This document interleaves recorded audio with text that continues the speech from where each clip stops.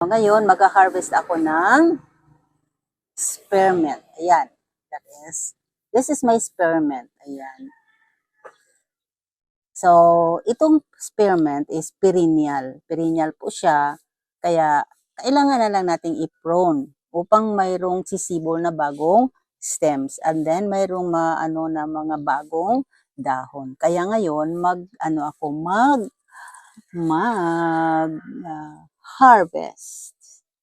And then, yung i-harvest ko is, ko siya, i-preserve. Okay, so ngayon, magha-harvest na ako dito. Dito ko ilagay sa aking spinner tray. So, ganito lang po. Upang magkaroon ng bagong dahon or bagong stem.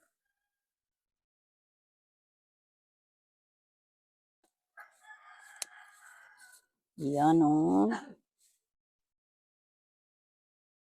Marami pong health benefits ang spearmint.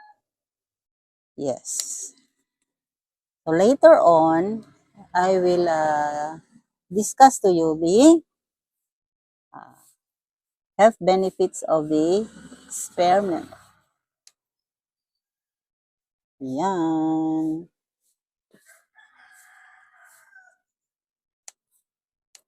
Kasi hindi po siya mag-grow ng panibagong stems at panibagong dahon kapag hindi siya i-harvest. Kaya i-harvest na.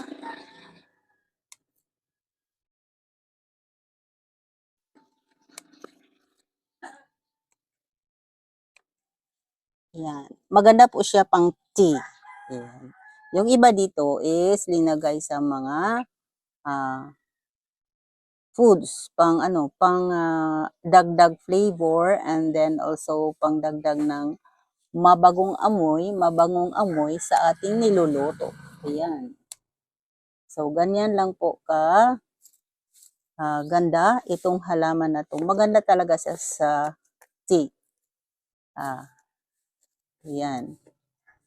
So, ito na namang isa. So, ito nang inano ko.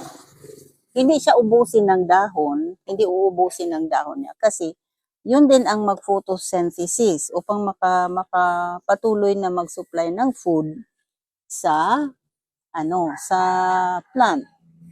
So, ito na namang isa.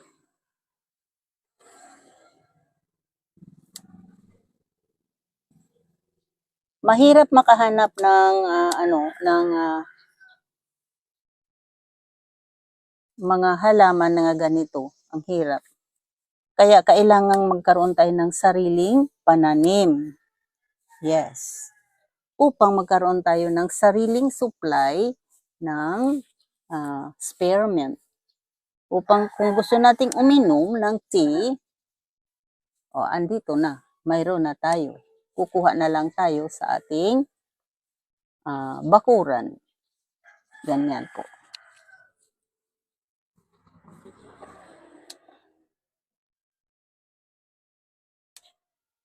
Yan. So, ganyan po siya. Yan po ang kailangang maiwan dyan upang magkaroon ng may mga dahon pa rin na makapag-photosynthesize. Yan. So, ito na ang aking na-harvest na spearmint. Ang ganda ng spearmint. Okay? So, doon na tayo sa loob kasi i-process ko na ito para ma-preserve. I-preserve po ito. Okay, so ispin ko na to. But before that, hugasan ko muna. Ayan. So, hugasan ko muna ito.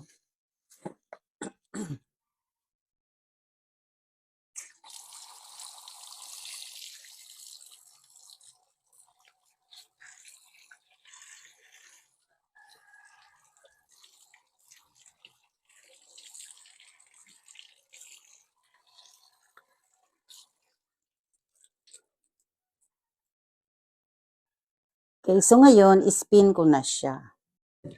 So, meron ako ditong spinner. Ayan. The purpose is to remove the excess water. I-remove lang yung excess water. upang hindi masira yung ating spearmint.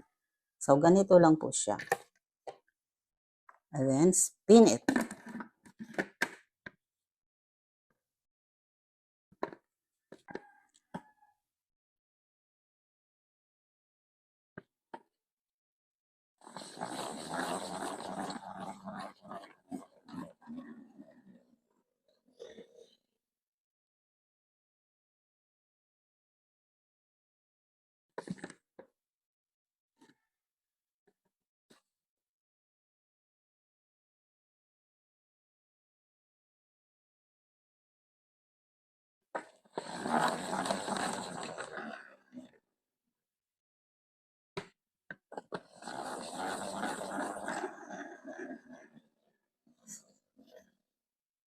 So, ganun lang po siya.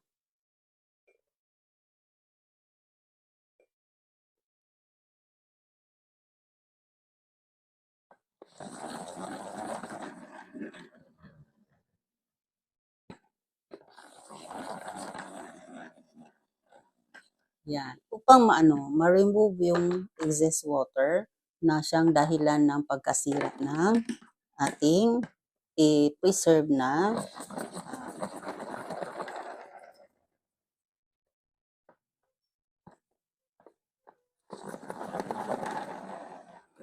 spearmint.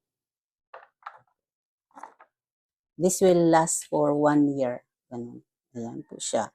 And then, ito may tubig. Yan. Ito ang nakakasira kapag hinugasan tapos i-preserve. Kaya kailangan natin itong spinner to remove excess water. Okay, so ngayon,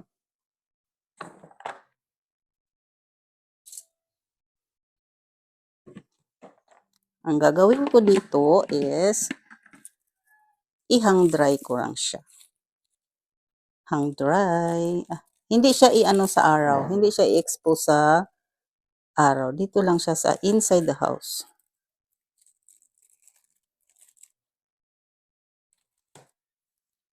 Ganyan.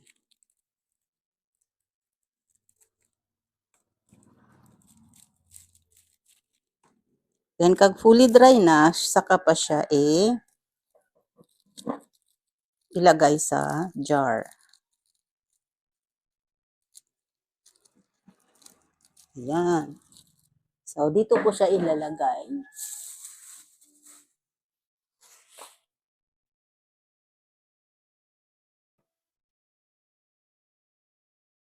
Diyan ko na siya ilagay.